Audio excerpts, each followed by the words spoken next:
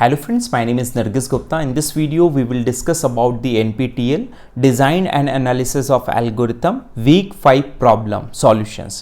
So basically अभी तक मैं प्रीवियस वीडियोस में 4 वीक्स की प्रॉब्लम्स जो भी प्रीवियस असाइनमेंट्स में पूछी गई है डिस्कस कर चुका हूँ. यदि आपने वो वीडियोस नहीं देखे तो प्लीज़ आपको यदि रिक्वायर्ड है तो आप वो वीडियोस देख सकते हैं. और इस वीडियो में मैं वीक 5 की प्रॉब्लम्स को डिस्कस करूंगा. बेसिकली जो कि मैक्सिमम डिपेंड है आपकी हीप डेटा स्ट्रक्चर पे और यूनियन डेटा स्ट्रक्चर पे. Now consider the max heap. हमें एक मैक्स हीप गिवन है यहाँ पर. Build by repeatedly inserting values into an empty heap. Empty heap में वैल्यूज़ को जैसे जैसे अपन रिपीटेडली इंसर्ट करते जाते हैं तो वैसे ये आपकी मैक्स हीप बनता जाता है.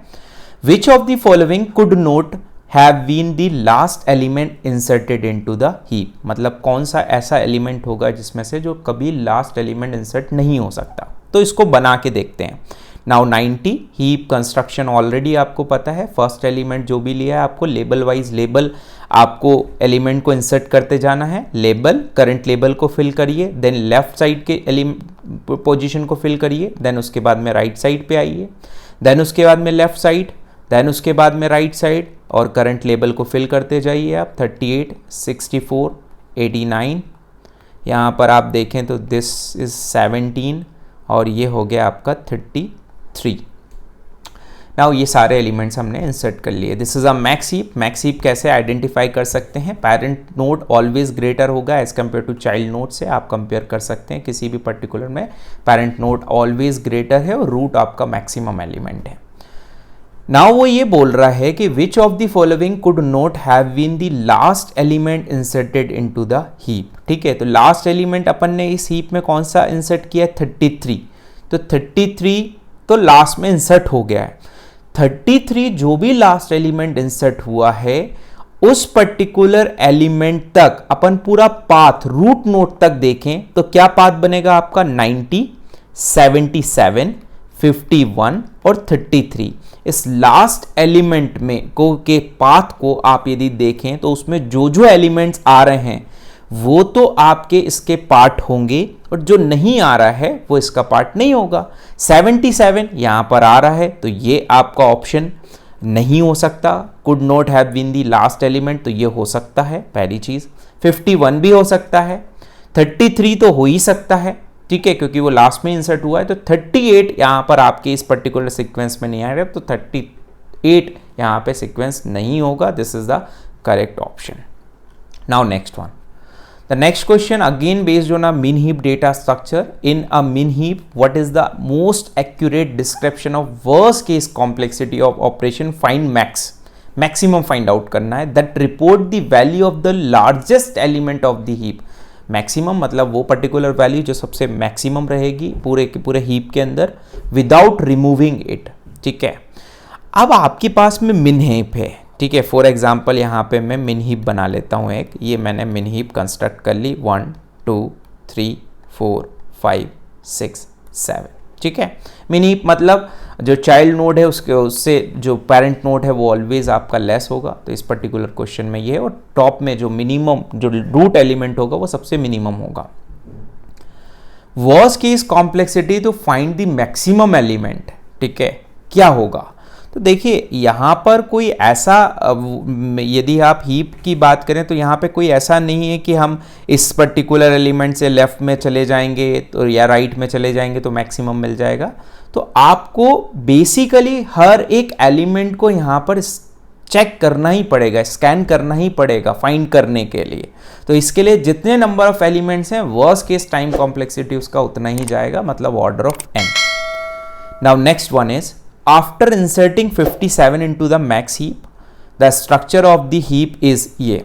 ठीक है, what is the structure of heap before inserting 57? तो 57 को इंसर्ट करने के पहले स्ट्रक्चर ये था. तो अपन देख लेते हैं. अपन पहले इसको इंसर्ट कर लेते हैं. This is a max heap. तो मैक्स है तो 82, ये हो गया आपका 57, ये हो गया आपका 27. पहले करंट लेबल को फिल करिए, फिर लेफ्ट पे आइए, फिर राइट पे जाइए. देन ये हो गया आपका 42. यहाँ पर आप देखें तो दिस इज़ अ 25, ये हो गया 18, ये एलिमेंट हो गया आपका 25, उसके बाद में 27, एंड 32। ये एलिमेंट्स आपने इंसर्ट कर लिए मैक्स हीप में। वो ये पूछ रहा है कि बिफोर 57, ठीक है, जो आपने 57 को इंसर्ट किया है, इसको इंसर्ट करने के पहले तक आपकी मैक्स हीप क्या थी, व्हाट इज द स्ट्रक्चर, क्या स्ट्रक्चर था उसका। तो कोई प्रॉब्लम नहीं, हम 57 को यहां से डिलीट कर लेते हैं, ठीक है। यदि रिमूव करते हैं तो ऑब्वियस 57 को यहां से हटाऊं तो इस पर्टिकुलर पोजीशन पे वो एलिमेंट हो जाएगा जो मैक्सिमम होगा इन दोनों में से। तो मैक्सिमम कौन सा हो गया, 42। इस पर्टिकुलर पोजीशन पे क्योंकि रीइपिफाई कर रहे हैं तो मैक्सिमम एलिमेंट आ जाएगा, तो मैक्सिमम यहां पे कौन आ जाएगा, 32। तो ये स्ट्रक्चर रहा होगा। तो इसको यदि अपन देखें तो मैक्स हीप में 82, यदि प्रॉपर अरेंज करें तो ये 42, ये 27, 32, 25, 18, then 25, then 27. This is the option. यदि ऑप्शन देखें तो 82, 47, 27, 32, 25, 18, 20. So second is the correct option for this question. Now next is, ये सारे क्वेश्चंस प्रीवियस एक बार में तो सिर्फ 5 क्वेश्चन ही होते हैं। ये प्रीवियस में जितने भी आपके असाइनमेंट्स प्रॉब्लम्स हो सकती थी वो सारी मैंने कोशिश की है कि सारी के सॉल्यूशंस मैं यहाँ पे बना रहा हूँ। Consider an alternative to binary search called a ternary search, ठीक है। बाइनरी सर्च मतलब जिसमें एटमोस्ट 2 चाइल्ड हो सकते हैं, टर्नरी सर्च मतलब एटमोस्ट जिसमें 3 चाइल्ड्स हो सकते हैं। This is a ternary search that divide the input array into the 3 equal parts of the recursive search. One of these is a 3 segment. Ternary search की उसने definition बताई है। What can be say about the asymptotic worst case complexity of ternary search versus binary search? ठीक है, तो binary search ले लें, ternary search ले लें, 4 child वाली पर्टिकुलर कोई भी आप ट्री बना लें, सभी में जो टाइम कॉम्प्लेक्सिटी होगी वर्स्ट केस में वो सेम होगी। The complexity of ternary search is same as the binary search. Now next question is, suppose we implement merge sort with 7-way split, ठीक है, merge sort है, 7-way split है, तो 4, 5, 6, 7 ऐसे, ठीक है। अभी तक जो भी आप merge sort पढ़ रहे थे वो 2-way split था।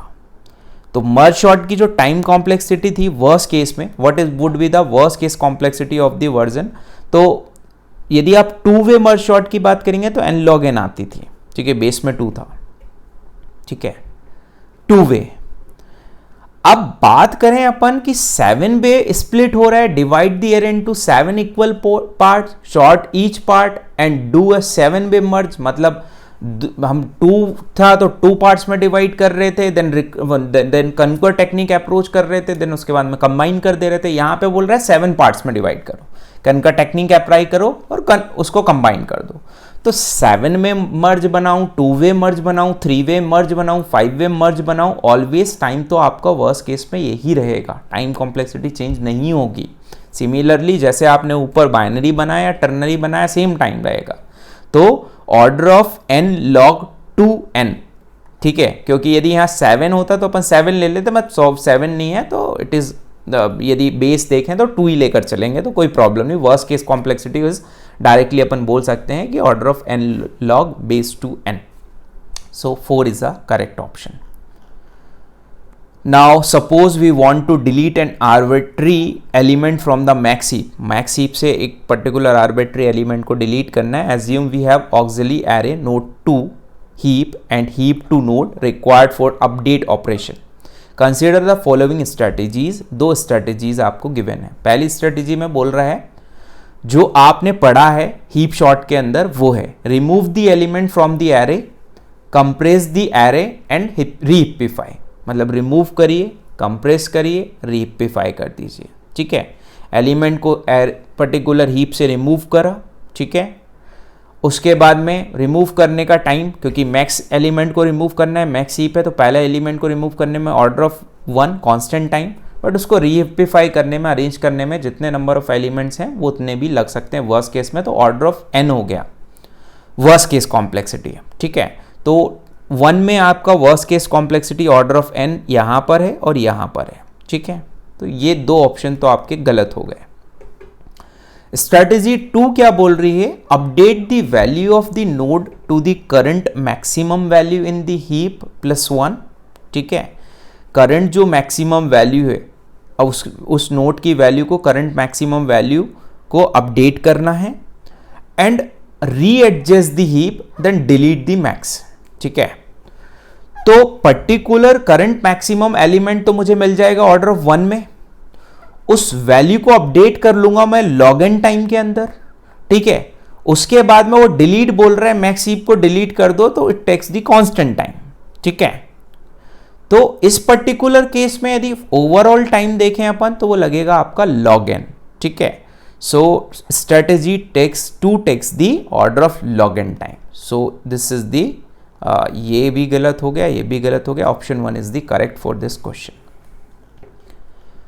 Now suppose we want to extend the union find. ठीक है, यूनियन फाइंड से रिलेटेड क्वेश्चन है, data structure to support the operation reset C which takes as an input as a name of component C and the break up the C into the singleton components। तो basically you find union जब हम करते हैं तो उस case में आप क्या करते हो, जितने भी आपको कंपोनेंट्स गिवन है उसका सिंगल कंपोनेंट्स में डिवाइड करते जाते हो। इसने भी वही किया था, like make union find for instant C equals to 3 and C के ये 3 आपके करंटली कंसिस्ट कर रहा है, तो 1 3 7। तो रीसेट करेंगे C को, तो क्या करेंगे अपन, इसको 3 कंपोनेंट में डिवाइड कर देंगे, 1 में, 3 में और 7 में।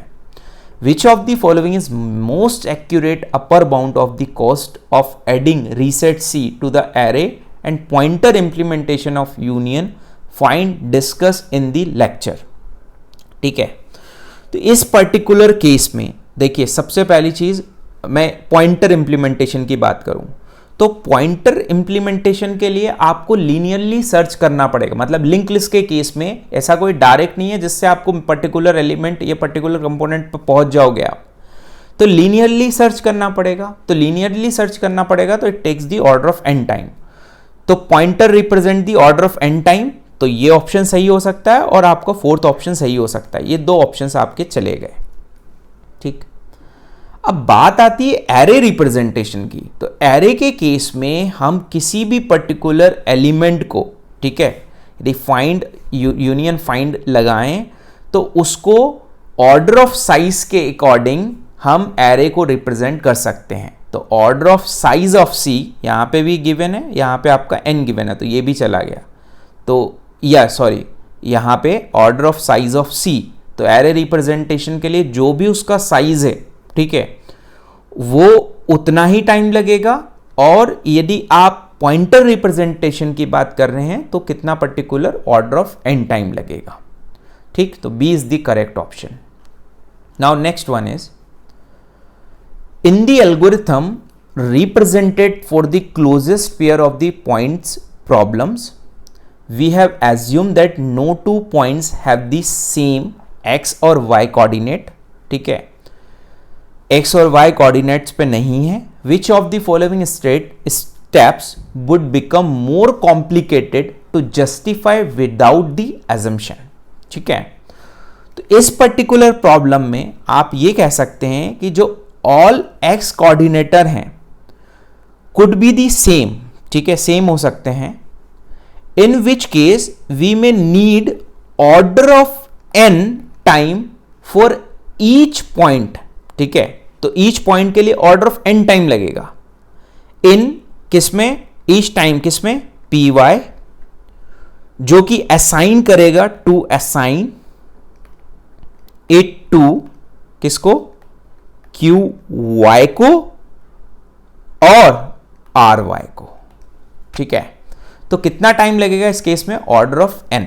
ठीक, तो इस पर्टिकुलर केस में यदि देखें तो ये ऑप्शन तो है ही नहीं, ऑर्डर ऑफ n वाले ये हैं आपके। ठीक है, और इतने स्टेप्स को आपको डिवाइड करना पड़ेगा, नॉट कंबाइन, तो ये भी ऑप्शन चला गया। तो construct qy and ry from py in time. ठीक है, order of n in divide step. ये बोल रहा है construct qx and ry from px in time order of n in the divide step. ठीक है, तो इस पर्टिकुलर केस में जो आपका ऑप्शन आएगा वो आएगा कंस्ट्रक्ट qy, ठीक है, and ry from py in time order of n in divide step. So fourth is the correct option for this problem. In next video we will discuss about the week 6 problem. Thank you so much.